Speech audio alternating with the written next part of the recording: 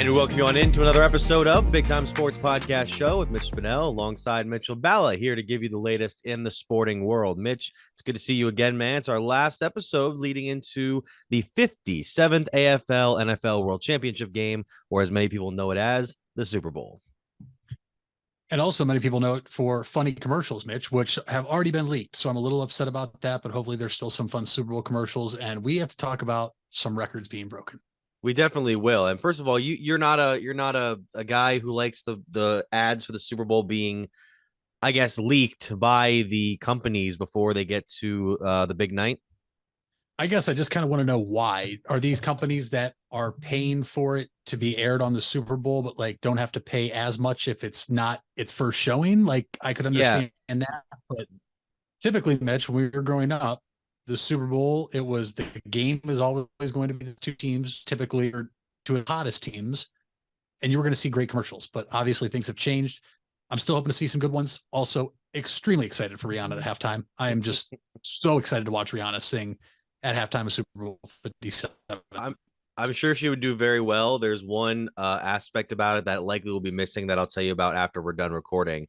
As far as the advertisements go, I do get that it's kind of dumb to like leak the trailers before like the big game when everybody's watching. It's kind of like, why would you leak a movie 3 weeks before its release date? But I think in marketing terms, they want to make sure they can roll this out as soon as they possibly can, get as many eyes on it.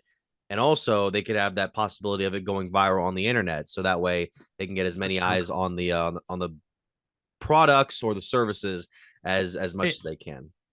And teasers are okay. I know I've already seen one for, I believe it was Crown Royal, that, you know, they had a little bit of a commercial and then it had the date of the actual commercial. I am all for the teasers because I like Crown Royal.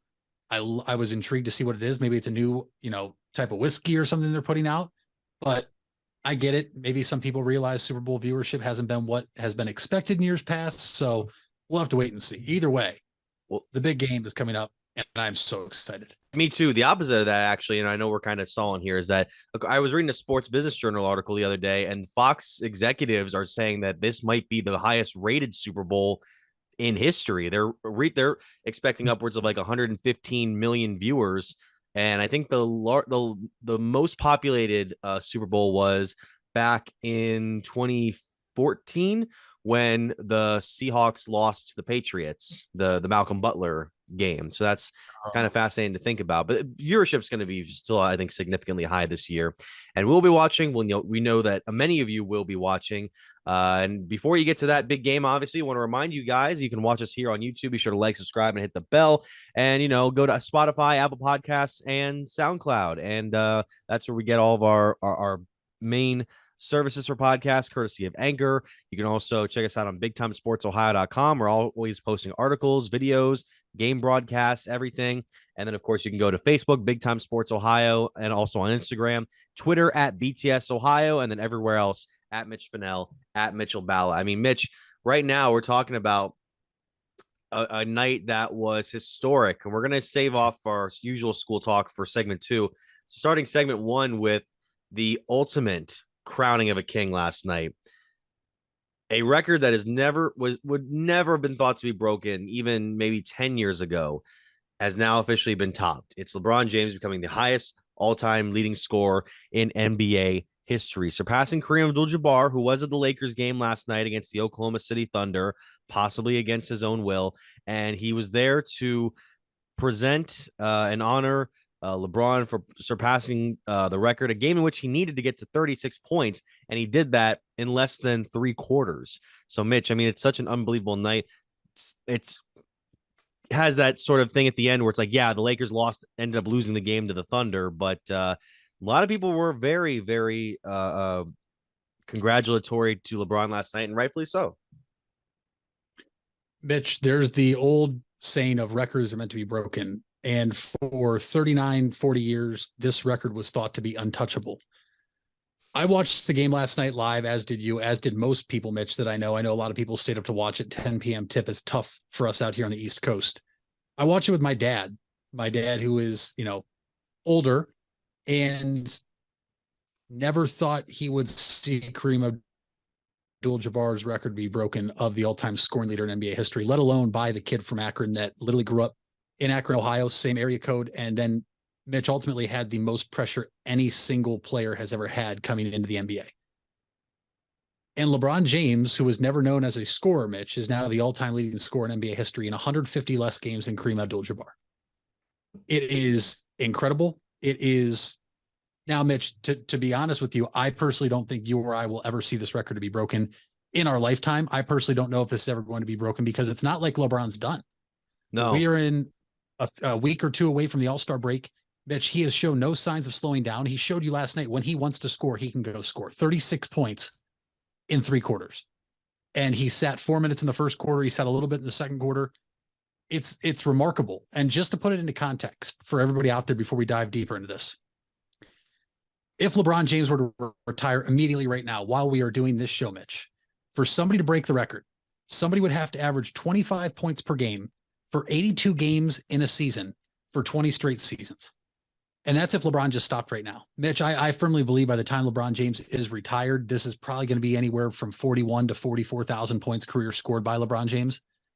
And just to put the stat I just brought into context, the likelihood of somebody playing 20 straight years, 82 straight games is not realistic. There's talk about lowering the amount of games in an NBA season. So if it is broken in less games in a season, that's even more remarkable. It's going to take a transcendent talent, somebody who takes care of their body the way LeBron does, who is durable. It was awesome to be able to watch history live last night and also watch a guy who gave you and I our first championship in our life do it. There aren't enough words. There isn't enough congratulatory things going on. And it was just remarkable. And I want your take before we dive into this a little more, because it has now, in a lot of people's eyes, Mitch, ended the debate.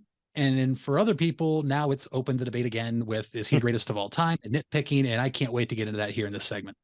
No, I'm happy you had that disclaimer near the end where it's like it's open the debate for some people. When you said it's closed the debate for people, I was like, wait a minute, but yeah. And I was looking at the numbers here for LeBron, and by the way, I think if you look up LeBron on Google today, there's like a little thing on the screen where you did that. Okay, I figured you did that.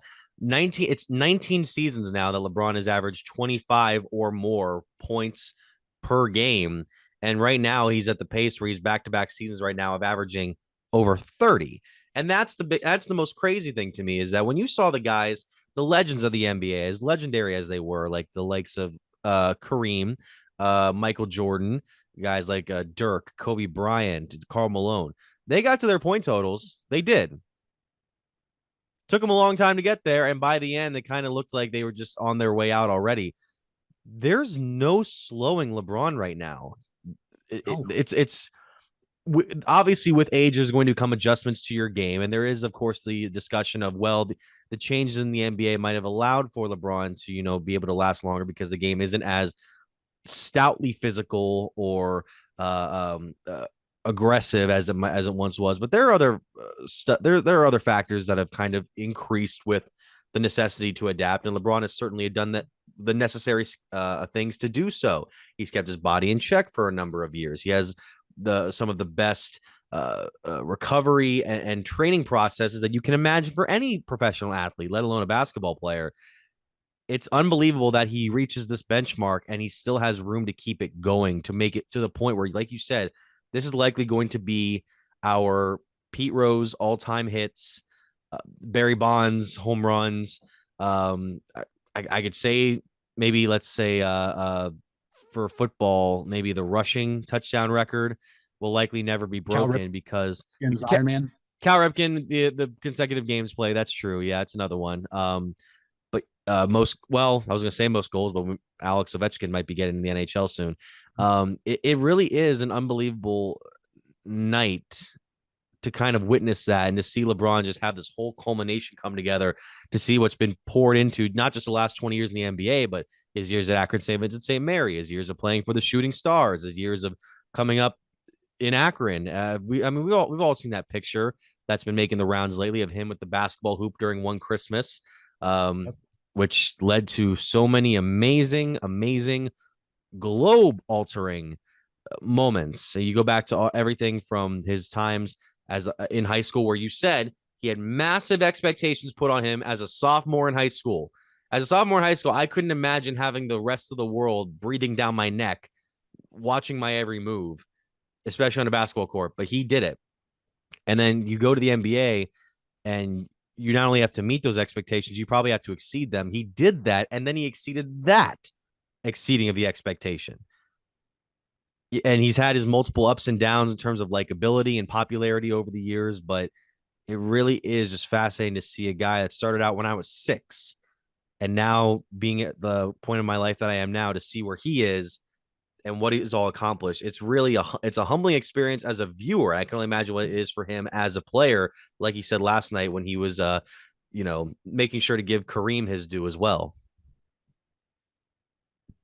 And I think the big thing you said there is a basketball player, because I think, Mitch, there ultimately is a lot of things that people don't like LeBron for, but we're sticking to basketball here.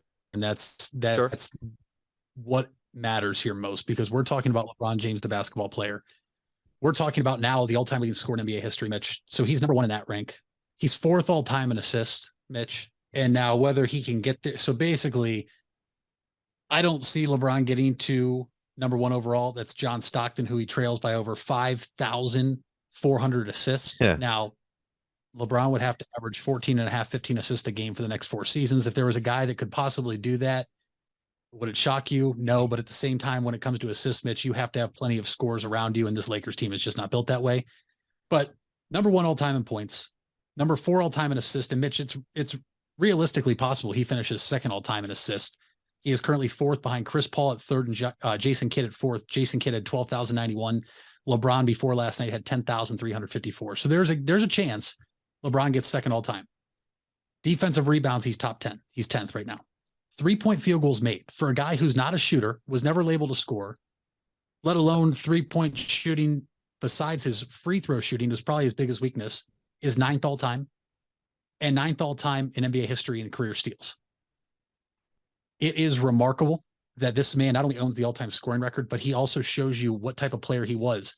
And there was the interview from him rookie year, Mitch. I think you saw it, 2003, where they mentioned, what do you want? He goes, I just want to win. And I always want to make the right play. And he was crucified, Mitch, early on in his career for always passing for an open shot and not taking that game-winning shot. LeBron's not clutch. How many times have we heard that before? Well, LeBron also has the most career buzzer beater game winners in NBA playoff history with 5. He has the 2nd most clutch shots in the 4th quarter and overtime in NBA history behind Kobe Bryant, in which he is just 7 behind Bryant, who had 88. Now LeBron has 81. We were talking about the all-time leading scorer in playoff history, and folks, that does not count for the all-time scoring record he set last night. If it did, this record would have been shattered a long time ago, and you'd probably see other people inside the top 10, whatever it may be, with playoff points per game contributing to all-time points per game. But that doesn't count when we're talking about LeBron's 38,890 points. Mitch, to me, I have been a firm believer that he is the greatest basketball player of all time. I understand that there are people out there that want to say Jordan's the greatest basketball player of all time, simply because of the scoring titles and 6-0 in the finals. He's 6 rings. LeBron has 4. He's lost 6 times in the finals. I will listen to that. But Mitch, in terms of the best overall talented basketball player we've ever seen, it's LeBron James. And today there's been people trying to split hairs again. Well, LeBron has to get 6. And that leads me to this, Mitch. Yeah. If Jordan is the GOAT with 6 rings over LeBron, then Jordan's not the GOAT. If we're talking rings, Jordan's not even 6. No, not even top 7. Oh, not top 8. Not top 9. Oh, he would be tied with Scottie Pippen, Bob Cousy, and Kareem Abdul-Jabbar with 6 rings for 11th all time for most championship rings. Yes. So all I'm saying here is the whole ring argument to me is null and void. That is a team accomplishment. It is not to me, Mitch, one of LeBron's greatest achievements is dragging the 2007 Cavaliers to the NBA Finals. That is by far the worst team in NBA history to ever make the NBA Finals. Larry Hughes was your 2nd leading scorer. Yeah. I mean, we're talking about Pollard, who is now on Survivor, that was on that team. Yep. It's Bill Russell has 11, Sam Jones 10, Havlicek 8. That's mostly those Celtic teams of the 60s and early 70s that really took advantage of a smaller, less talented NBA. Right. And then Robert Horry, 7 with 3 different teams. I believe just him and LeBron are one of the only players in NBA history to win with 3 different teams in the NBA Finals. So what? And Kareem had what? Kareem, 5? Kareem had 6. 6. Okay. 1 with the Bucks, 5 with the Lakers. Yes. You have other guys, a lot of Celtics on here. Obviously, we know the Celtics and Lakers are the class of their own when it comes to NBA history in terms of championships won. They're far and away above everybody else. But in terms of everybody trying to argue this now, Mitch, I don't think it was the appropriate time last night for people that we saw, whether it was on news outlets or social media. You have to appreciate greatness. And I've come to learn that now since LeBron left in 2018, and what he's doing will never be seen again. And this record, Mitch, I would wholeheartedly bet everything I have that this will not be broken again in our lifetime. And it's just so cool to see. It really is. Somebody that literally impacted us personally in terms of a fan when he won a championship with the Cavaliers, and to be doing it as long as he has. To me, the debate was rested last night because this guy, Mitch, was never labeled as a scorer. And now he owns the all-time scoring record in NBA history. And it's incredible. I hope he has a couple more championship runs in him if our Cleveland Cavaliers cannot win the finals. I want to put that out there. I'm a Cavs fan first. I hope if we play LeBron in the finals, I hope we bust his ass, and I hope we make him lose more finals games. But if he gets to 6 somehow, which is going to be hard with the situation in LA, it's only going to add to the greatest athletic career possibly all time in sports history. And he's right up there with Tom Brady. And I want to make sure we talk about Tom Brady later in the show after an argument that came up this week. Okay. But staying on basketball right here, LeBron James, in my opinion, is the greatest of all time. Best of all time means the same thing. So if you want to say MJ's the GOAT, that's fine. The King is the best of all time. Best player to ever touch a basketball in NBA history. 2 things. Number one, I agree. This will likely never be, we'll never see a career like this ever again in the NBA. Even with guys like Giannis in the league, even the guys who are so good, it's going to be very difficult to rack up that many accomplishments in one singular player.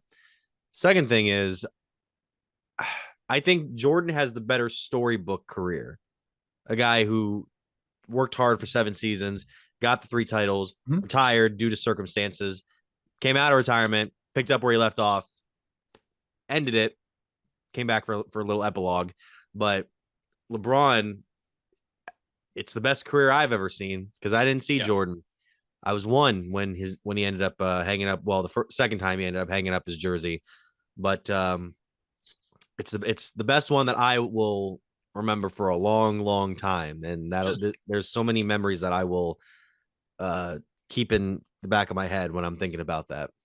Just appreciate it. That's all I have to say out there to people. Whether you agree or disagree with me, that's fine. You're entitled to your own opinion. Yeah. And I'm always for arguing the debate, but Mitch, 38 years old, and he's averaging more points now than he did at his peak, which, to be honest, Mitch, I don't know. He might be in his peak still. This might be the longest peak of any athlete all time. I mean, this is crazy. I think that he's not in his peak anymore of being able to will a team like he was able to in the past, like will those Cavaliers to a finals, will some of those Heat teams in those postseason runs. Because with this Lakers team, let me tell you something right, this Lakers team, besides LeBron James right now, seems not good. This is not a good basketball team. And it wasn't proven by this last night, but I'm about to show you something that really kind of made the rounds on Twitter, and I think you'll likely know what it is. But it was this whole clip that happened last night. There was a clip from the Laker bench as LeBron was breaking the record. You see someone sitting down there, while the rest of the Lakers are up. You see them celebrating, and there's one guy sitting there, and that's Anthony Davis sitting there on the Cavalier bench or the Laker bench, excuse me. Just kind of there. Mitch, he looked disinterested all night long. He really did. There was times that he was just standing around. I don't know if he just never wanted to get involved strictly because of what was at stake last night. And I mean, everybody that has eyes or ears that could watch a broadcast or listen and saw on social media, it seemed pretty relevant that he was going to break it with how he arrived to the crypto, whatever it's called now, still Staples Center, in my opinion, just because of how long it was Staples Center. But we saw what happens when LeBron arrives in all black during his time here in Cleveland. It's usually bad things for the other team. But that is very intriguing. There was also the moment you saw in the broadcast where he goes, "Man, I love you." And they both said that, but it's like Anthony Davis, Mitch, I don't know. And this is probably a discussion for another time. It's just, he's caught in a weird place. And also just, I don't want to say overrated, because it's hard to say that when you get injured as much as him, but obviously not one of the most durable players we've ever seen. I mean, we've seen this guy, I think he's only ever played one full season. And even then he had a couple games where he rested, but it's just, it's odd to see, because both these guys are signed for a while with the Lakers, Mitch. Yeah, I don't think they're going to trade him. I mean, at the time we're recording, we're only 2 hours away from the NBA trade deadline passing, but that's, it's not a great look. There was also a report that Russell Westbrook got into a heated discussion with Darwin Ham in the locker room at halftime yesterday. I just think this isn't a team that's likely going to make it to the playoffs. And if they do, they're going to get bounced in the play-in tournament. It's unfortunate that a night like this has to be bookended by a Laker loss, but give credit to Oklahoma City. I mean, you mentioned it before the beginning of the show. You got guys like Shai Gilgeous-Alexander in there, a number of guys who I think can make the team pretty decent here, and at least decent in a couple of years, because they've been in NBA purgatory for so long post Russell Westbrook, who's now on the Lakers. They're the youngest team in the NBA, I do believe. They also, I believe, said in the broadcast last night that if you take all their experience combined, it adds up to a third of LeBron's career in terms of experience or something like that. I mean, the amount of rookies they have. This is a Thunder team that's only going to get better. And Gilgeous-Alexander has bursted onto the scene.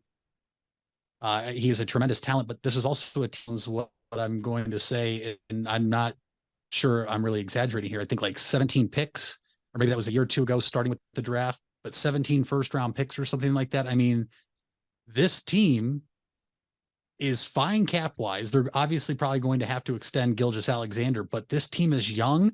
And Mitch, it won't be long before the Oklahoma City Thunder are going to be back to what they were in terms of relevancy and competing for NBA championships, like they were with KD, James Harden, and Russell Westbrook in 2012. Yeah, I mean, we'll see where Oklahoma City goes. We'll see where the Lakers go. We'll see where LeBron and the team goes up the rest of the season. Now, when we come on back, we'll go back to our regular high school discussions. We'll also go over to some other topics here in just a few minutes.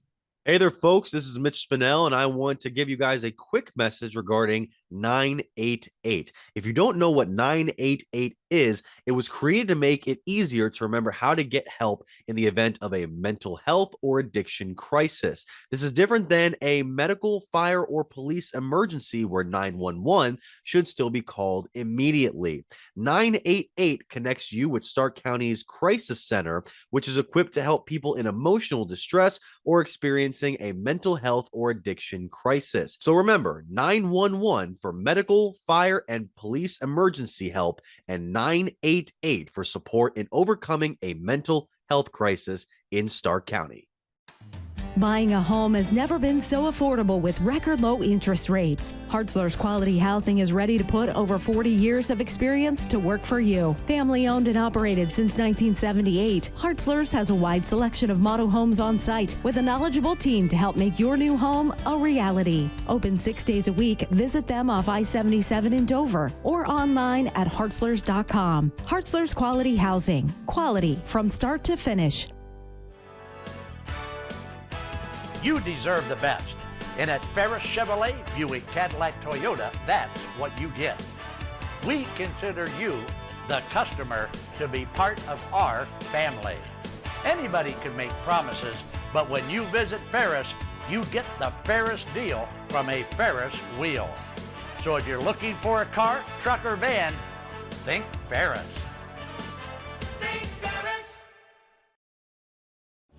You invest a lot in your home and vehicle purchases. Van Nostrand Young and Associates want you to feel secure should anything happen to those investments. We partner with providers like Grange Insurance and other industry leaders to be sure you're presented with the most complete coverage to fit your needs.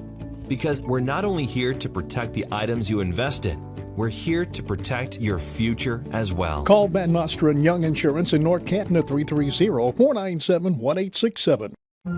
We all have 206 things in common. Our bones keep us up and moving. And we at Cleveland Clinic Union Hospital care about every single one of them. From the tip of your finger to a brand new hip, our orthopedic experts will keep you going while keeping you safe. For every break and breakthrough, For every bone and joint, for every care in the world. Get the care you need when and where you need it. Visit unionhospital.org. Wendy's without the Wendy's app is like Nugs without the sauce. Or a Frosty without the fries. Or a hamburger without the fresh beef. No! Level up. Get the app to order ahead, order delivery, earn free food, and get app-exclusive offers. One app, all the Wendy's. Offer for a limited time at participating Wendy's. Terms apply. App registration required. Fresh beef available in the contiguous U.S., Alaska, and Canada. Vive Auto Sales, located on West High Avenue in New Philadelphia and Cleveland Avenue in Canton, is a used car dealership committed to getting financing for everyone. We give every customer that walks in our showrooms a prime buying experience, no matter their credit score or financial situation. Current inventory can be viewed at www.wefinancenow.com. Check out our Facebook pages for the most up-to-date information about upcoming events and promotions happening at Vive Auto Sales. And welcome you back to the Big Time Sports Podcast Show. I'm sorry about that. I had a piece of chocolate in my mouth as we were coming back from break, but I've recovered since then. So yeah, we're going to get into this high school discussion here about basketball. We got the playoffs coming up very soon. Not a lot of stuff happening in Stark County recently, Mitch. There was only 2 games on Tuesday night, but it was Lake and then Hoover were playing, not against each other though. You also had the Green Bulldogs playing the Akron Hoban Knights at Hoban. I mean, there was a number of schools playing last night in Akron or in the area, Mitch. Green played in Akron, so they played Akron Hoban. I know obviously right now in your area, basketball a little closer, some big games that we need to get to so quickly. St. Thomas Aquinas, Mitch, picked up a big win last night to improve to 13-7, 87-34. They win it over the Academy for Urban Scholars. You look at some of these other teams here, Northwest beating Triway 53-52. And then scrolling at some of these other ones, Massillon was in action last night, defeating Wadsworth 68-58. Big win for the Tigers. The Perry Panthers, Mitch, go on the road and beat a very tough Alliance Aviators team. This is a big win for Perry, especially as the playoffs are approaching. Not only that, Mitch, you look in the box score, Xander Sabin is back. He had been out with a wrist injury, Mitch. He actually hit 1,000 career points last Friday night against Jackson. And the story then broke afterwards that he had come back earlier than anticipated, Mitch. There was belief he was out for the year, cut his own cast off to return to action to play his final senior season of high school basketball. Sabin last night for Perry, he had 21, but Perry with a huge win last night, Mitch. I mean, that's an impressive win. The Hoover Vikings defeat Walsh Jesuit. That's a huge win for Hoover, Mitch. Walsh Jesuit is a team that's highly ranked in the tournament coming up in their respective district. Hoover wins against Walsh 49-47. West Collins for the Vikings last night had a pretty good game. He had 11, Walker 14 for the Vikings. So a big win there. We had Lake and Louisville, I believe, with Louisville winning by a point. And then for the most part, I don't want to steal your thunder because I have a couple other scores here that kind of bounce between areas and areas. But one game that I'm sure you might have a little more on is Canton South and Fairless. But I know there was a phenomenal game played last night that we're going to talk about too. Yeah, we were out in Sugar Creek. If you watched it on Big Time Sports, obviously you can go check it out now on BigTimeSportsOhio.com. The replay between myself and Matt Ritzert broadcasting Garaway and Malvern, the two of the top teams in each IVC division, and Malvern representing the North with a 61-58 victory in overtime, a game in which Garaway jumped out to a 15-6 lead in the first quarter. They looked like they were going to dominate the rest of the way. They were draining threes. A lot of their offense was built on these really quick passes in between their players compared to Malvern, who, especially for the majority of the game, looked like they were kind of just playing isolation basketball, trying to play one-on-one with defenders and try to drive to the hoop and create shots, whereas Garaway was just zipping it all around. But somewhere in the second quarter, Malvern's two of their top scorers got off to a bad start as well. Mitch Miner got off to a slow start, made 3 threes in the second quarter en route to a 22-point performance, 6 3-pointers on the game, including Mitch, a 3 with about 14 or so seconds left that looked like it was going to give Malvern a 2-point lead and the win, but then Garaway drove back down and Jensen Garber made a tying layup with 2 seconds remaining Nobody called timeout on that inbound, so then the game went into overtime. And then Jalen Barino got into some foul trouble early on. Had 3 first-half fouls, had 4 in the third quarter, and then was able to score a number of times throughout the second half. 15 points in the second half, 17 points in total, as well as overtime, I should mention as well. And then Rodney Smith came up big a number of times late for the Hornets, 13 points. And then, it was a very good victory for the Hornets. They've already clinched the IVC North. This is their 4th year in a row they've gotten it. So they will now take part in this Saturday's IVC Showcase, which I will be at with Troy Richardson here on Big Time Sports. You can check out that broadcast in the next coming days. So they had a bit of a situation involving the IVC South today, because with that loss and Sandy Valley winning 61-47 over Tusky Valley Tuesday night, Sandy Valley matched Garaway at 9-3 in the IVC South for the year, which means that the Pirates and the Cardinals will share the IVC South championship. And the IVC athletic directors came together on Wednesday, and they decided to give that last spot of the IVC Showcase to Sandy Valley for a couple of reasons. Number one, I was given word by one of the athletic directors that they did not want to cause a clashing of opponents that could potentially meet up in the upcoming postseason tournament, with a number of these teams clustered together in divisions 3 and 4.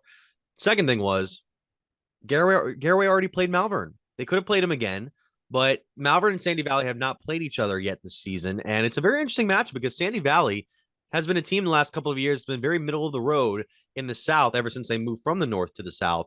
But this was a year where a lot of their guys, their seniors, were able to step up. Dante Fialo had a good run. Jordan Wigfield and Lucas Gillen have stepped up many times this season.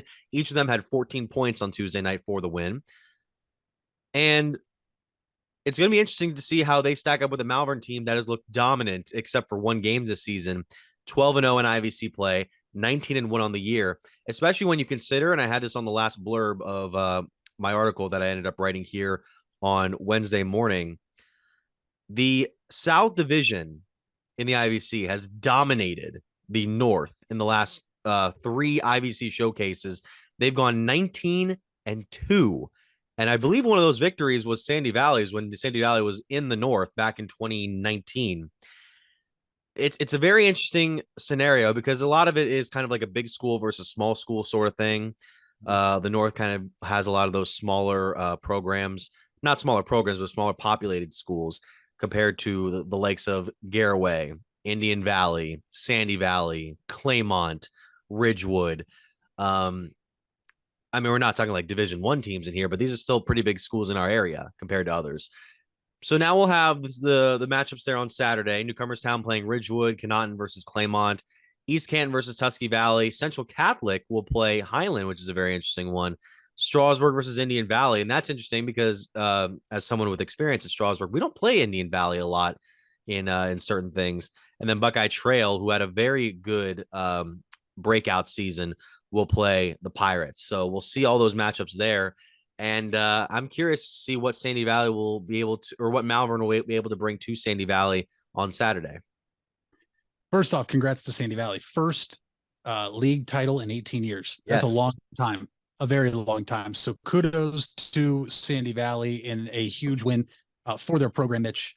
Also for Malvern, it helps when you have a minor, last name minor on the team. You had Michael Minor there for a few years, who was phenomenal. Mitch Minor there. I mean, just bucket getters is what you could call them. And by the time we record next week, Mitch, we're going to be talking about either an outright Federal League champion or co-Federal League champions. And that brings me to this point, is I just want to remind the viewers that the Glen Oak Golden Eagles host the Green Bulldogs Friday night. The winner will clinch at least a share of the Federal League title. That is the Big Time Sports Game of the Week for Stark County.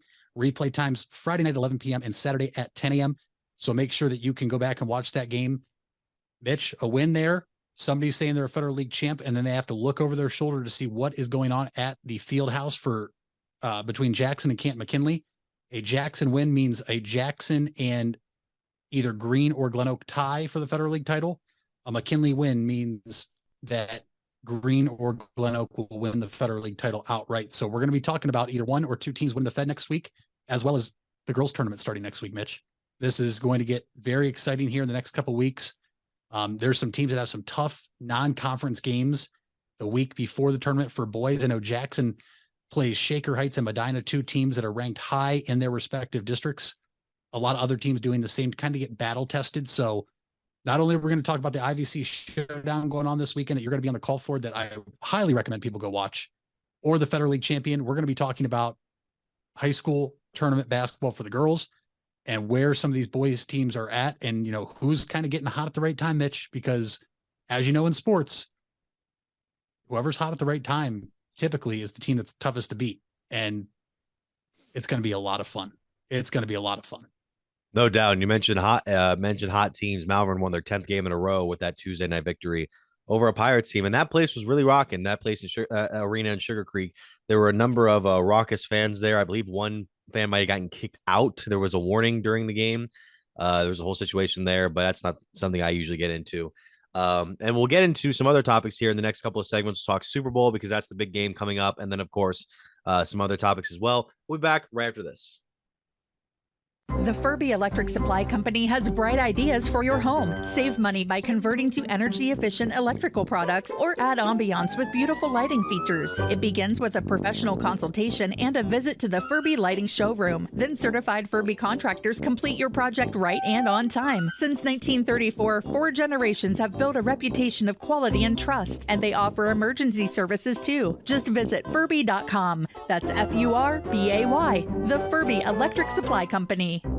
You asked for it and we listened. Buckeye Career Center is now offering Certified Nail Technician as an adult education program. This 216-hour course begins in November and will run Tuesday through Thursday evenings from 5 to 9 p.m. Learn manicures, pedicures, infection control, salon operations, and more. Other part-time certification courses starting this fall include phlebotomy and welding. Call 330-339-2288 to register or visit BuckeyeCareerCenter.org for more information. If you're looking for a new or pre-owned car or truck, why not see the Parkway Auto Group? Parkway is a special group of automotive experts with 8 brands to satisfy your needs. Come see the difference at the Parkway Auto Group on Commercial Parkway in Dover. 8 brands and 1 family. It's Parkway Auto Group. Fall is in the air and part-time career enhancement courses at Buckeye Career Center are on the horizon. Registration is now open for Introduction to Beekeeping, Basic Small Engine Repair, and Sign Language. These part-time offerings run on Tuesday evenings and begin in November. Let Buckeye Career Center help you learn a new skill or advance your current skill set. Call 330-339-2288 for more information or to reserve your seat in one of these or our other part-time classes.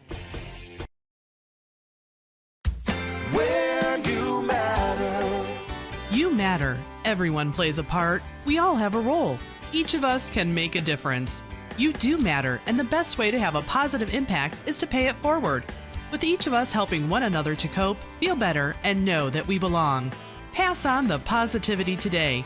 Tell someone else they matter too. All care. All care, all care. Where you matter. We all have 206 things in common. Our bones keep us up and moving. And we at Cleveland Clinic Union Hospital care about every single one of them. From the tip of your finger to a brand new hip, our orthopedic experts will keep you going while keeping you safe. For every break and breakthrough, for every bone and joint, for every care in the world. Get the care you need when and where you need it. Visit unionhospital.org. Are you trying to increase your speed, quickness, vertical leap, and agility? If so, NST Sports Performance is for you. NST trains athletes ages 5 through pro. NST designs each program specific to the athlete's needs, goals, and sports. For more, visit nstsports.com. Locations in North Canton and New Philadelphia. It's nstsports.com. And welcome you back here to the Big Time Sports Podcast Show, Mitch. But during the break, I went and grabbed one of my books that I have here in my office. Here, I got the Book of Basketball by Bill Simmons, which is was one of my favorite books on sports growing up as a kid, and I haven't read it in a long time. I am going to have to go. I'm probably going to go back and leaf over here pretty soon because I was looking over some of the top 10 that Bill had during his second edition run, which was post LeBron going to Miami. And it's funny that back then that was considered such a huge, it was a league altering moment for sure. But at the same time, everybody thought it was like, this is the ultimate unforgivable sin that LeBron had committed. LeBron, I believe, was number 25 when this book was written. And keep in mind, that was like 2009, like 6-7 years in the league, LeBron, when he was just lugging those Cavs teams to the finals, like you said. This one, he is number 20, I believe. And a lot of it is kind of just Bill kind of ripping into, he gives him his props for sure, but it's just him kind of like ripping into the fact that he gave up on the Cavs and he got the easy pass in Miami. And I find it fascinating, and I'm gonna probably come up later on throughout the day. I'll send you eventually my top 10 all-time NBA players, because LeBron's obviously cracked the top 10 in what would be the third edition of this book, but I don't know where he would be in terms of that 10. I personally believe, Mitch, that there's no doubt in my mind in saying that Michael Jordan changed the game of basketball. I'm not going to sit here, as much as I said LeBron's the GOAT, and not acknowledge what MJ did. Obviously, it was before our time. He altered the game, made it a lot more marketable, has one of the most iconic, if not the most iconic logo outside of an actual business's logo. Obviously, I know Jumpman is part of Nike, but the logo is Jordan.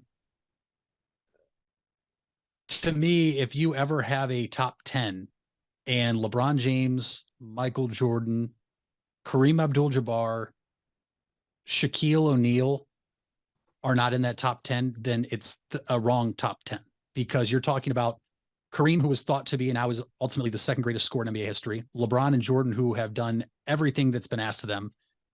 Shaq, who I still believe was the most dominant player of all time in NBA history when he was in his prime. I mean, there was no stopping that man. Teams tried, they were not successful at all. Then you start getting into the other players of Kobe Bryant, Tim Duncan, who I think is still severely underrated, Wilt Chamberlain. Some all-time greats, Larry Bird. It's always going to be tough, but to me, those four players I named always have to be in somebody's top 10. All four of those players are in the top 5 for me, all time in NBA history. So it'll be interesting to see where they fall, especially with recency bias, if that makes sense. Because obviously when you're ranking these type of players and LeBron is still playing, still going at a high level, it's going to be interesting to see where they put him. For sure. I'll probably tweet that out later today. Now it took us 3 segments, but we finally got to the biggest sporting event of the year, and that is the Super Bowl between the Chiefs and the Eagles. And it really just kind of is, because it kind of takes us so long to get to this game. You have to wait 2 weeks after the NFC and AFC title games to get to the game itself. You had the media introductions the other day, which weren't really a lot of like in-depth stuff. There is a great clip, I wonder if you can find it on Twitter, of Nick Sirianni talking about his first press conference with the Eagles, where if you go back and remember it, it's like one of the most mind-boggling introductions in recent memory. Adam Gase was worse, but Adam Gase was worse in the long run, but it was so funny to point at Nick Sirianni and being like, haha, but we know now that he can coach. Yeah. The whole media day was basically like, oh, who does a great impression of Patrick Mahomes? According to Pat Mahomes, it's Andy Reid. We won't hear it yet, but I hope we do someday. Some guys weren't into Philly cheesesteaks. All right. Kelsey brothers are playing against one another. That's cool. Yeah. But you're the one other question that somebody asked Nick Sirianni about a player dating his daughter. His daughter is 5 years old, so he did not take finally to that question. Whoa. When was that? That was earlier this week too, Mitch. Obviously, I think everybody that is at least on social media has seen the trend of players walking around locker rooms interviewing their teammates and say, hey, who would you not let date your daughter? Oh, okay. Somebody asked Sirianni, what player would you let date your daughter? And his response was, my daughter is 5 years. I thought this was just like a reporter just flat out asking him. I guess they didn't realize that's better than what I thought you were going with that. I did see the one with Jalen Hurts. That was like, oof. Yeah. Like, oof. The one where the reporter's like, I didn't think you'd get here to Super Bowl. He's like, all right, bet. Yeah, I don't. Yeah. Oh boy. But That's one of my ultimate nightmares too, as a person who's reported before. But as for this game coming up, I'm wondering where you stand on what this matchup is going to entail, because I do think this is the matchup between the two best pound for pound teams in the NFL this year. We at least got that. It looks like we're going to have the teams at about 99% full capacity, if not full capacity, because Mahomes has been kind of hobbled still by the ankle sprain, and who don't even know if it's more than a sprain. But it looks like he's going to keep practicing and be good enough to play. Eagles shouldn't have too many big losses. Chiefs shouldn't have too many big losses. What is the main component you're looking for as to what might be the difference between these two squads on Sunday? I think the main component, and there's one for both sides, but I think the first one, Mitch, you have to start with the Chiefs offense and Eagles defense. Eagles defensive line, I believe, Mitch, had the most sacks in the NFL this year, and they did it rushing 4, meaning they drop everybody else into coverage. Now that bodes well for the Eagles, because a lot of the time the Chiefs are so dominant because nobody can double Travis Kelce, because they want to try to put pressure on Mahomes and get to him. And typically you don't have a defensive front like we've seen with the Eagles this year. Now the Eagles with that defensive front can drop other people into coverage, double team Kelce. And we know that if there is an injury bug right now with the Chiefs, it is their wide receiver room. At the same time doing that, Patrick Mahomes is so magical, Mitch, with his arm talent and what he can do on the fly. You just wonder if he's still going to be able to fit the ball into either Kelce, who, Mitch, we've seen teams try to double him before. It's not always successful. It's a mammoth of a man moving down the field at a fast speed that has great hands. If the Eagles do blitz more than their, front 4, does Patrick Mahomes pick them apart? And on the same side, I don't think the Eagles, actually, it's not, I don't think, I know the Eagles have not played a quarterback in the last few weeks of the regular season and in this game of the level of Patrick Mahomes. The last quarterback that you would say is good, above average, a recognizable name is Dak Prescott, and the Cowboys lit the Eagles defense up in Dallas. If the Chiefs are successful and Mahomes picks apart this Eagles defense, and the Eagles then get down by enough points to where they can't run the ball, Mitch, how does Jalen Hurts look having to throw the ball? We know that going into the playoffs, he was banged up. He had a shoulder injury, sprained shoulder, his throwing shoulder. We had all these doubts. Is he going to be able to throw the ball against the Giants? And, they ran the ball down the Giants' throats. Now, the Chiefs' rush defense is bottom of the NFL. I believe they're 22nd in rush defense. So not great. But you and I both know firsthand, once you're down by a considerable amount, not just 7 points, Kevin Stefanski, you really can't run the ball as much. So my thing is, what does Jalen Hurts look like having to throw the ball, drop back passing, if it comes to that point? This, to your point, Mitch, you said this is the best two teams in the NFL, pound for pound, 100% agree. 14-3 record, both the number 1 seed in their respective conferences. We got the top 2 teams in the NFL in the Super Bowl, which is what we want. And I'm excited. I really don't know where this game goes in terms of, is it going to be a defensive slugfest? Is it going to be a shootout? I'm excited. This is probably one of the first Super Bowls in recent memory that I don't know what to expect, if that makes sense. That's fair. No, I like that these teams are matching up for the first time this season, because I never really love it when you already have a matchup during the regular season going into the Super Bowl, unless it's like an instant classic. Like there was the one where we thought we were going to get Chiefs Rams a few years ago, and then it ended up not being that.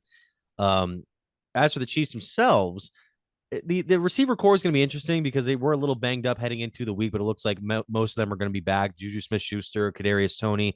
Juju's another one from this week where he was asked about he doesn't think the best cheesesteaks are from Philadelphia, and he has the sort of giggle afterwards that makes me really, really happy that we beat them 48-37.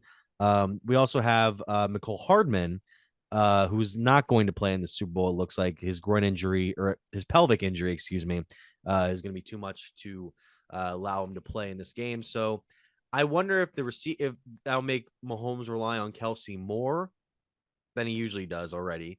At the same time, Philadelphia, their last, like the Chiefs have done what they needed to do. They beat Cincinnati. They beat Jacksonville. They did what they needed to do, but they didn't look unstoppable. Right. And I know Philadelphia just played a team that had to scramble through 3.5-ish quarterbacks in one game. None of them fully healthy. Philadelphia has had little to no problems in these playoffs so far. They've only played 2 games, but there's a reason why it looks like they got the number 1 seed. There's a reason why it looks like they're steamrolling this competition. And I do think the AFC is stronger than the AFC in terms of total competition, but I'm wondering if this might be handily a Philadelphia victory. I don't want to say I wouldn't be shocked, because I think I would be, but I mean, you raise great points. This, to your point, I do agree with you. The AFC is much more loaded in talent from top to bottom.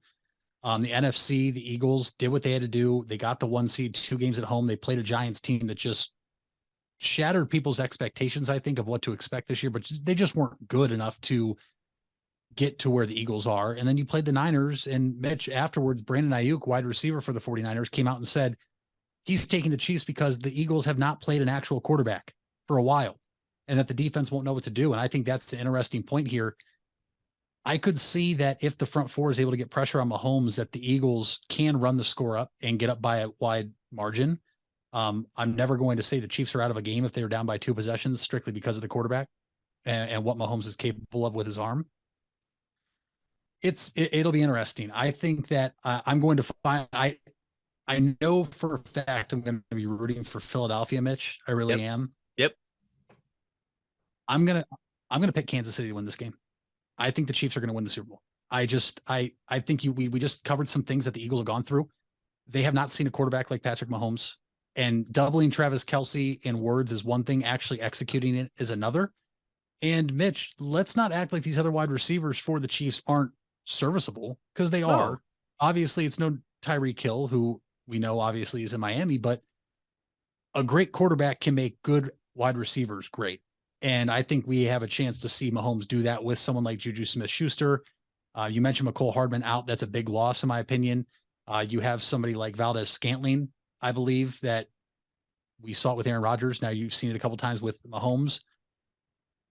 I just think that right now the Chiefs getting 1.5 points in the spread has bounced all around since the night the Super Bowl matchup was, announced or decided. Yeah. It's bounced 1 point to a pick 'em, 1.5, 2, 2.5 is the largest I ever saw. I'm going to pick the Chiefs to win. I am rooting for the Eagles because I don't like the Chiefs. I'm excited for this because I think this is actually this has all the makings of what could be another instant classic Super Bowl. I hope so. And the spread is at 1.5 right now. So it's a slight edge to the Eagles. And for some reason I'm with you. I mean, not for some reason I'm with you. I know why I want the Eagles to win over the Chiefs. I'm getting to that point where I get what people thought of Tom Brady and the Patriots for so many years. Ironically, I wanted to see the Patriots end up winning that Super Bowl against the Eagles, because it's like, really, this Eagles team with Nick Foles as your guy, this guy's going to coast. I thought he was going to coast with this team to the Super Bowl, a la a certain Ravens quarterback in 2000. I don't want to say his name, but I think because I'm sure he worked very hard. I'm trying to think of other quarterbacks now who won Super Bowls and people don't remember them, but I'm good. That's Flacco? Another segment. No, Joe Flacco was a Pro Bowler, and he at least was dominant that postseason. He's definitely the weakest of the last 15 years, but that's with Brady, Manning, Mahomes, Breeze. That's a class of quarterback. I'm talking like the guys back then who, if it wasn't Montana or Aikman, it was like Jeff Hostetler or I don't know, someone along the lines. Exactly, because a lot of those wins back then were like dynasty makers. Right. But for some reason, I wanted that the Patriots. I wasn't mad when the Eagles won, but I was just kind of like, I would have been fine with Brady winning again. But this one, I can see Philadelphia, especially with how they had to build from the ground up after letting Doug Peterson go just a few seasons ago from that Super Bowl win and all those players you lost from that run. It's kind of amazing to see how they've been able to turn it around. And I'm kind of hoping for that. I'm sure the Chiefs will be back eventually. That's the thing, too. Chiefs are going to be in this run for the next 10 years.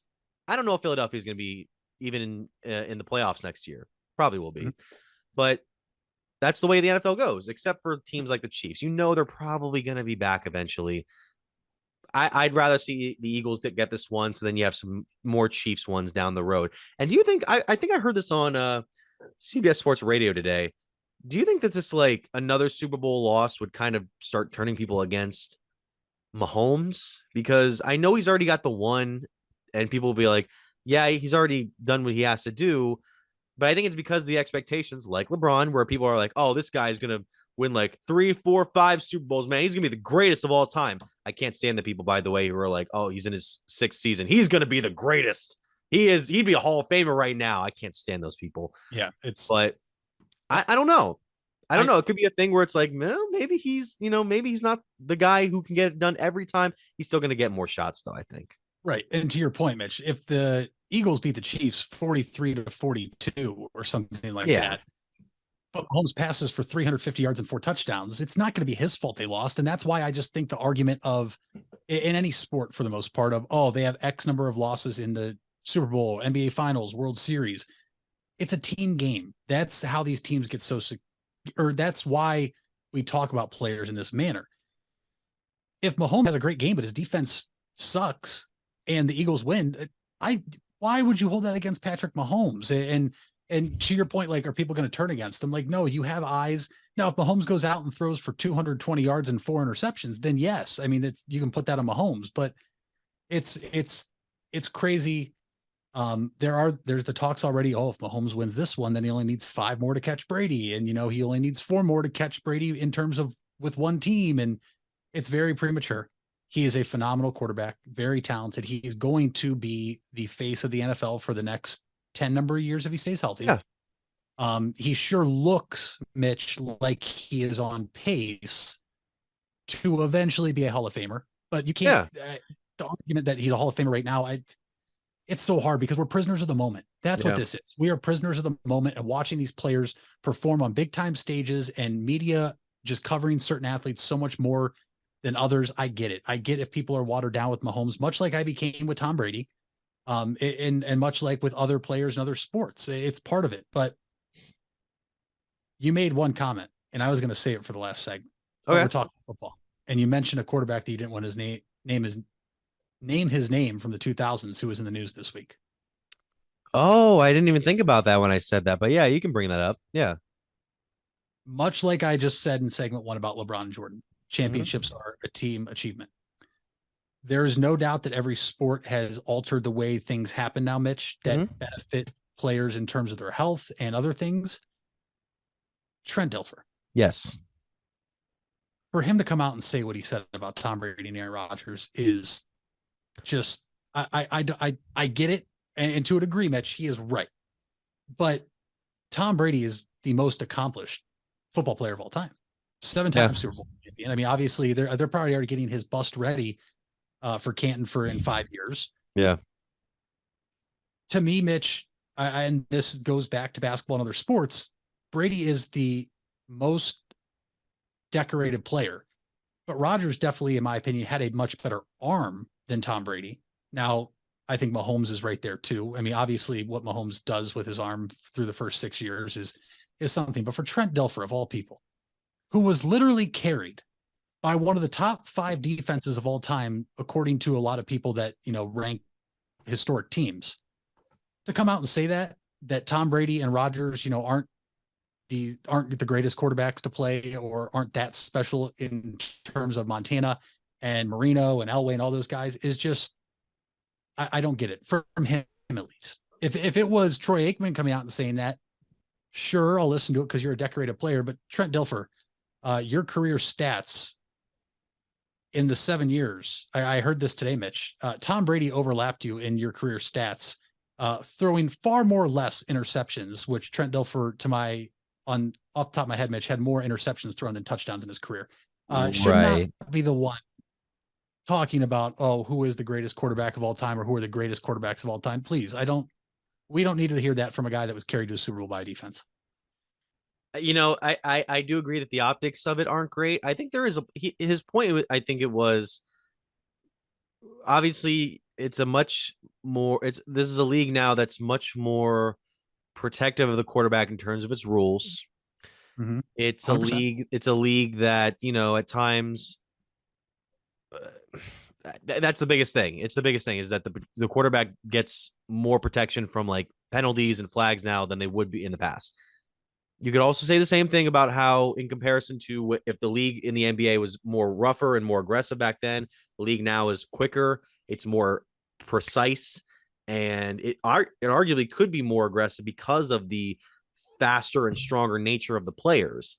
With football, the quarterbacks don't have to deal as much with getting, completely flattened by defensive tackles, but they have to deal now with guys' arms being stronger, guys being able to hit the deep ball downfield more precisely, guys having to hit these windows at quicker speeds more than ever before.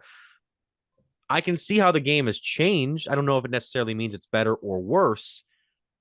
I do, but it's going back to the whole thing. The optics aren't amazing, because even when I was looking at Dilfer's game logs for that season, and keep in mind, Trent Dilfer was a Pro Bowler at one point. I don't think it was with Tampa Bay. It was with Tampa Bay, excuse me, in '97. That was the draft, by the way, in which Mel Kiper wanted the Colts to take him, and then what's his name got into a whole spiel over it on national television, the GM for the Colts.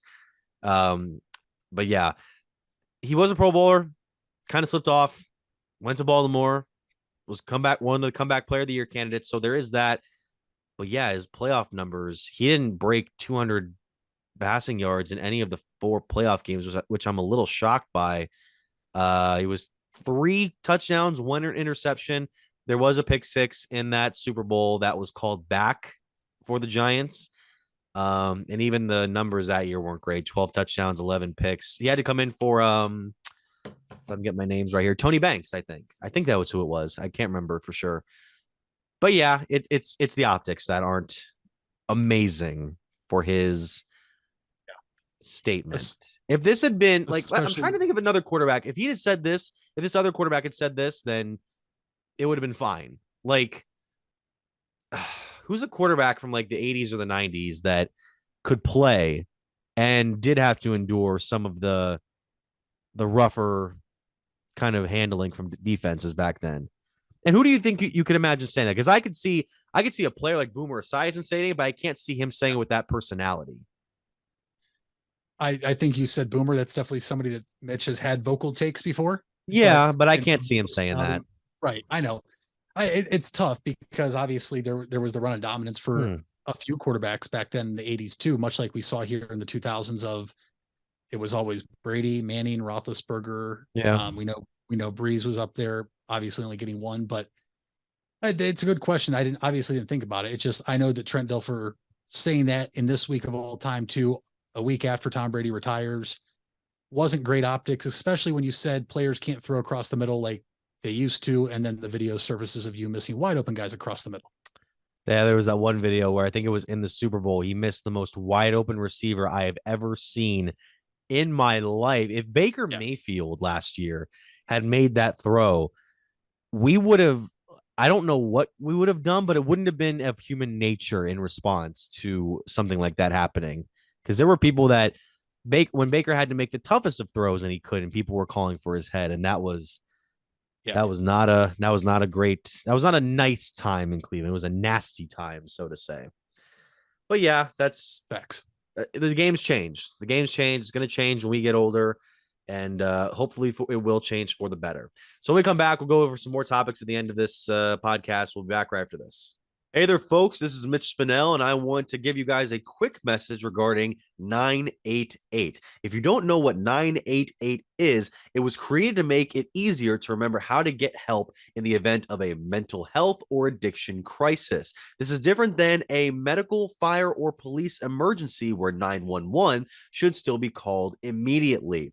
988 connects you with Stark County's Crisis Center, which is equipped to help people in emotional distress or experiencing a mental health or addiction crisis. So remember, 911 for medical, fire, and police emergency help, and 988 for support in overcoming a mental health crisis in Stark County. It takes a lot of practice to have a winning team. Alban Title has over 100 years of combined experience handling real estate, title, and escrow transactions. They serve Tuscarawas, Stark, Carroll, Harrison counties, and more. So choose Albin Title for your next home refinance, sale, or purchase. They'll get it done quickly and professionally. Contact Albin Title at 330-334-5800 or visit their website albintitle.com. Let them put their experience to work for you. Hard work is something you're accustomed to. Van Nostrand Young understands that principle. Our access is achieved with organizations like Grange Insurance. Safety and prevention specialists utilize our VanCan assessments process to ensure that you and your colleagues are in the best hands. You want the safest environment for your business, and we can guide you there. Call Van Nostrand Young Insurance in North Canton at 330-497-1867.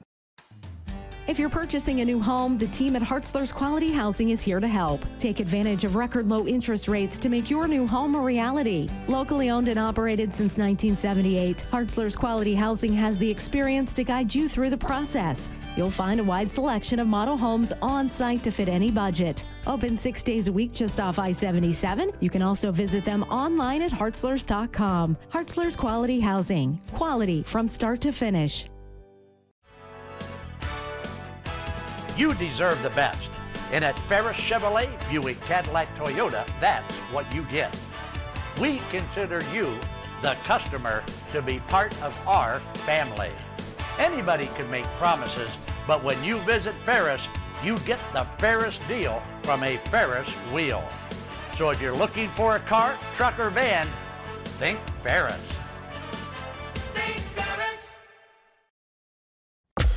Wendy's without the Wendy's app is like Nugs without the sauce. Or a Frosty without the fries. Or a hamburger without the fresh beef. No! Level up. Get the app to order ahead, order delivery, earn free food, and get app-exclusive offers. One app, all the Wendy's. Offer for a limited time at participating Wendy's. Terms apply. App registration required. Fresh beef available in contiguous U.S., Alaska, and Canada. And we're back here on the Big Time Sports Podcast Show. Mitch Spinell, Mitchell Balla. Mitch, I remember what I was going to say, and I know I keep bringing up LeBron in this episode, but it was during this one chapter where Bill Simmons is talking about Dominique Wilkins, and there was a footnote he had in there where he's like, "I'll never forgive my mother for throwing out my hockey cards in the mid-'70s." That's what I was going to touch on was before this podcast started, you have your LeBron jersey on at the mid-2000s design, which is always one of my personal favorites, and you also have the Lakers one that's up there. That's cool. I've never been one to get LeBron Lakers stuff. I mean, it's just not for me. If I'm gonna get his stuff, it's gonna be Cleveland era. Although I wish he had played in Miami when they had the Miami Vice stuff going, because I would absolutely have bought his jersey. I bought Dwayne Wade's jersey of Miami Vice. But I don't think I have any LeBron shirts or jerseys, so to say. My only Cavs jersey that I have in my closet was a Matthew Dellavedova one that I got on Amazon for $25 when Adidas's run ended. And when I was, how old was I when the decision came out? 12, 13. I had a bunch of LeBron stuff in my closet. And after the decision was made, my mom got rid of all my Cavs stuff just to save face, which, looking back, it's like, why would we do that? That's the dumbest thing. Got rid of a blue Cavs jersey the blue version of that one, which is one of the iciest of the 2000s for me. Yeah. I had an orange throwback Cavs with LeBron where it just looked like the 80s look. I think they wore that on Christmas one year. It looked awesome. She also got rid of my Shaq jersey for 2010. I was like, why would you get rid of that one? She's like, well, he doesn't play anymore. It's Shaq. It's Shaq. Yeah. I don't care if he only played here 1 year, man. He was at the end of his run. It's Shaq. I was disappointed at that point, and also I don't wear a lot of basketball jerseys nowadays because I feel like they're one of the least accessible fashion choices in terms of sports. Baseball jerseys you can get away with. To me it goes football jerseys last because they're not form fitting. Basketball jerseys, you have to be thin to wear those, or you wear long sleeves. Hockey sweater is number 2. And then baseball jerseys number 1. Maybe you could switch baseball and hockey, but in terms of everyday wear, those are the ones where I'm like, I can wear those every day. I mean, I have a Kent State version of a hockey sweater, so was my whole thing with that. I think the whole interchangeable baseball jerseys with hockey sweaters is a seasonal thing, Mitch. I think the hockey sweater, obviously, you're going to wear them more so when it's colder, and obviously hockey's in season. Baseball jerseys, not too heavy. You can wear them with no shirt underneath. Go to a baseball game in the summer. Very fashionable. You can have them unbuttoned or buttoned. You can do anything with them, really. They're just like this thin film of cloth that you wear over your shoulders, and you can do whatever with it. But speaking of jerseys, a couple of them will be given out at Guardians games this year. There was the video that was released by Cleveland today that talked about their promotional schedule, like the special events that people will go to. You go to the game, you get a free thing. I'm going to leave out the Dollar Dogs and the $2 Miller Lite cans or Coors Light or whatever they do now, because that's going to happen multiple times this year. Also, like kids running the bases and everything. So according to the schedule this year, if I can pull it up here on my screen, they are going to have on April 7th, opening day, they're going to give out a magnet schedule for this year. I mean, that's not surprising. I mean, we've seen over the years, like, you get those ones you put on your fridge or you put on your locker or something like that. And then May 13th, this is an interesting one to me. A mystery Gold Glove. So I'm assuming it's going to be like a little replica of the Gold Glove Award. And you're either going to get one of the 4 players that won it last year for Cleveland, and Shane Bieber, Miles Straw, Andres Jimenez, and Steven Kwan. Which of the 4 would you most like to have? Kwan would be cool. Kwan. I mean, I could see Kwan. I could maybe see Bieber as well, because you don't see a pitcher very often for your team win a Gold Glove unless you were the Braves in the 90s and Greg Maddux was winning it every year, or the Rockies with Mike Hampton in his prime. I left off the one there. Every Friday's free shirts. May 27th, you get a Josh Naylor jersey.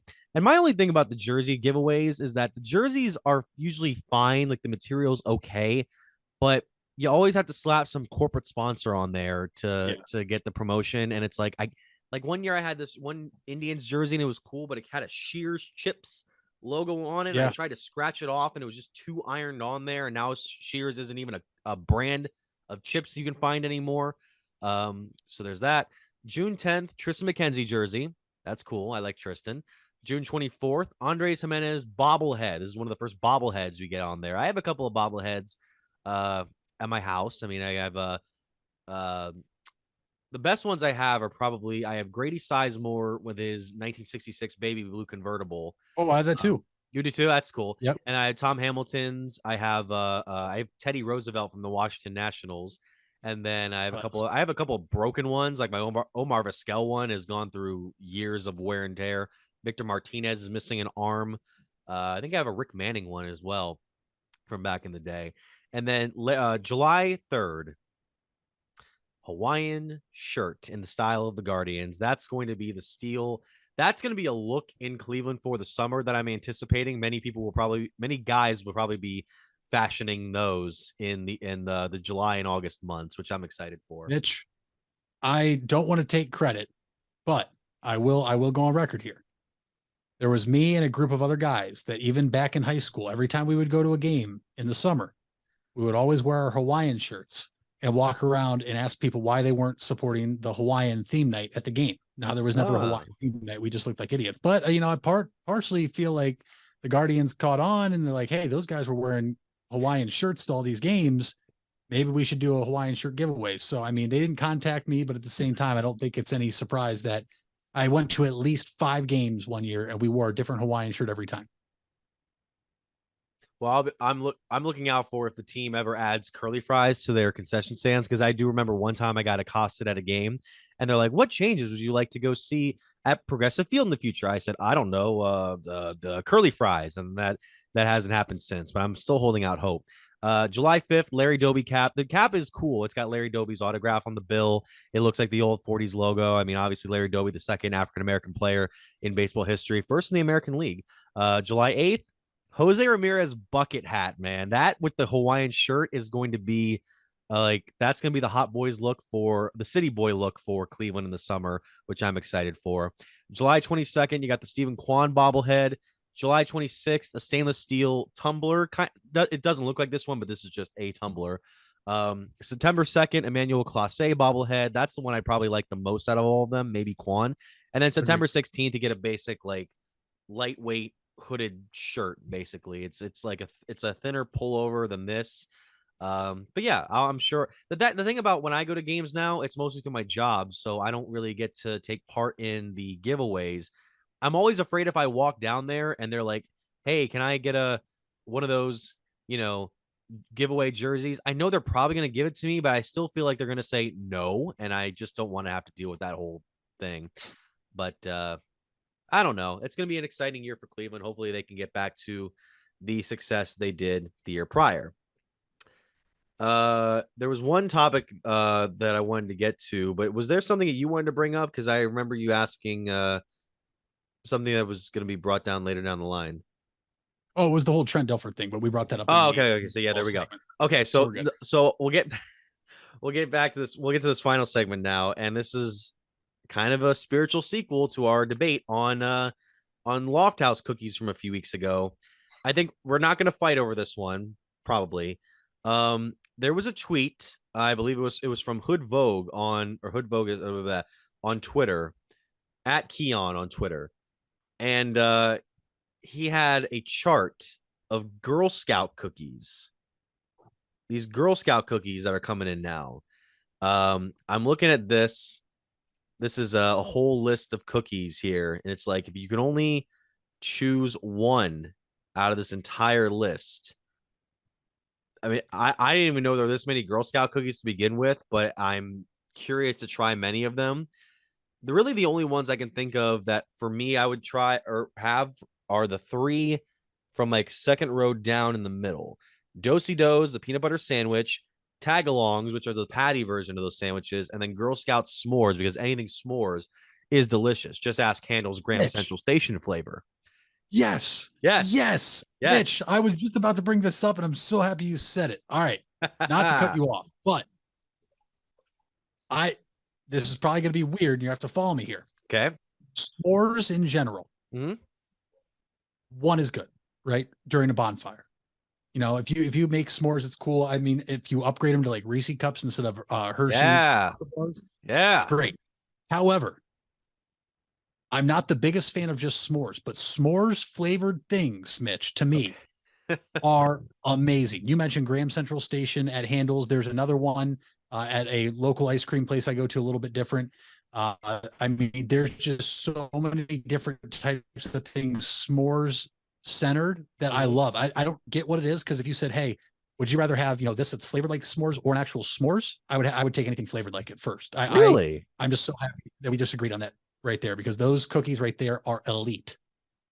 So yeah, s'mores. I mean, the thing with s'mores flavored stuff is that it's usually not toasted and hot and melting like a regular s'mores is, and that seems like the go-to for me. And one of my favorite podcasts actually debated this. The Taste Buds podcast with Joe DeRosa and Sal Vulcano did a debate: s'mores versus Rice Krispie treats.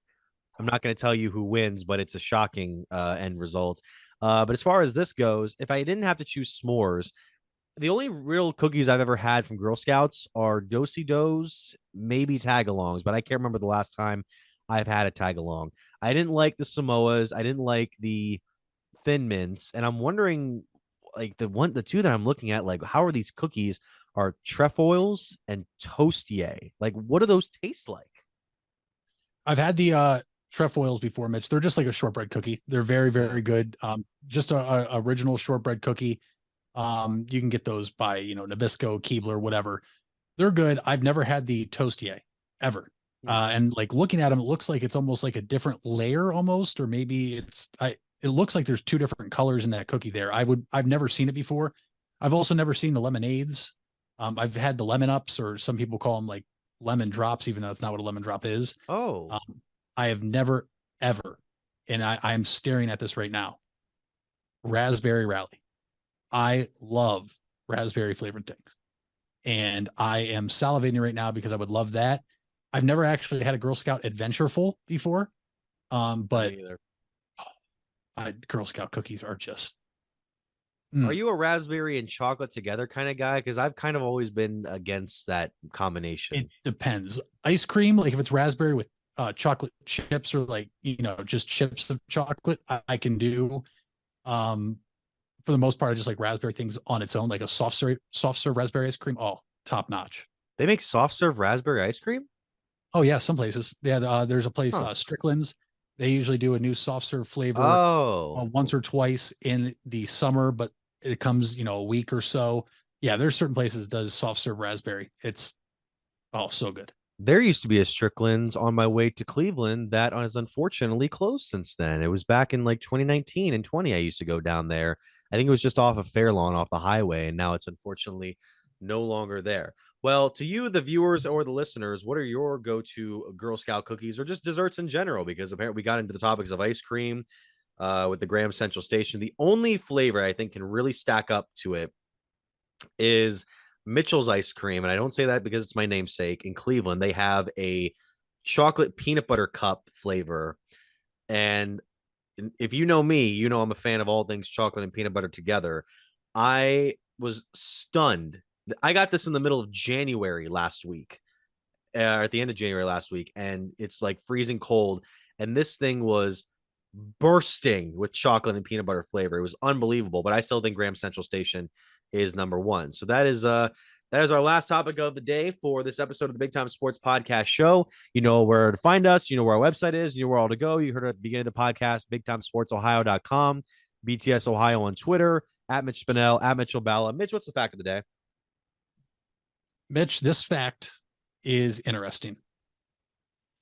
And it has to do with the history we witnessed last night. Not sure if you saw this already. Okay.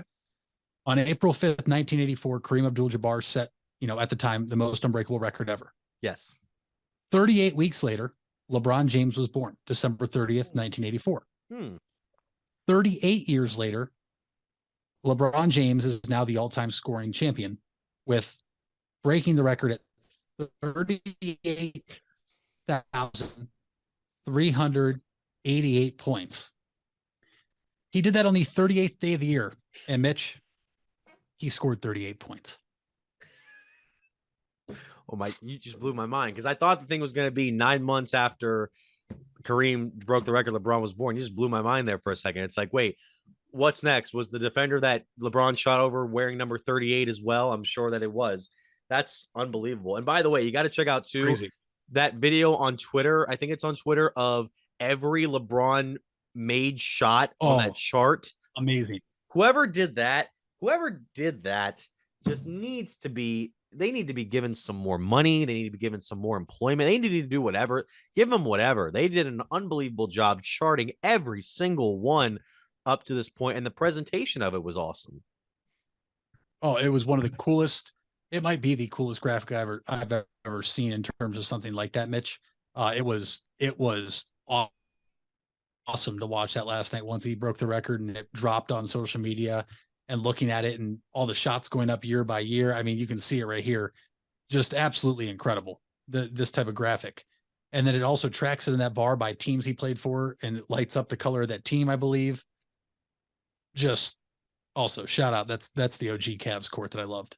I like it when it kind of bends. I like it when it kind of bends right here, and it has like the one far away shot that he makes past half court a couple of times. That's really, really amazing. Well, that was fun. I had a good time here, and I hope you guys had a good time listening or watching the Big Time Sports Podcast Show.